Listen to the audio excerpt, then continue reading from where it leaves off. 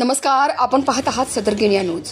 बातमी आहे उमरज स्टँडवर पॅसेंजर घेताना गर्दीत चोरट्यांनी मारला महिलेच्या हातातील सोन्याच्या बांगडीवर डल्ला।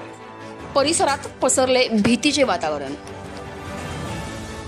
आणि याबाबत सविस्तर माहिती अशी की उमरज पाटणवरून भोकरवाडीला जाणारी बस उमरज स्टँडवर पॅसेंजर घेताना गर्दीत चोरट्यांनी एका महिला भगिनीच्या हातातील सोन्याच्या बांगडीवर डल्ला मारला आणि ही घटना त्वरित बस चालकाच्या लक्षात आली आणि बस चालकांनी अगदी सावधानपूर्वक गाडी उमरज पोलीसच्या दिशेने वळवून अगदी पोलीस स्टेशनच्या बाहेर लावली। तेथील महिला पोलीस सुनीता पवार यांनी बसमध्ये चढून प्रत्येक पॅसेंजरची तपासणी केली, परंतु संशयित चोर सापडला नाही आणि ही सदरील महिला कराडची असून ती उमरजला आपल्या माहेरी आली होती असा अंदाज वर्तविला जात आहे। या संपूर्ण घटनेचा पुढील तपास पोलीस हवालदार फडतरे साहेब करत आहेत।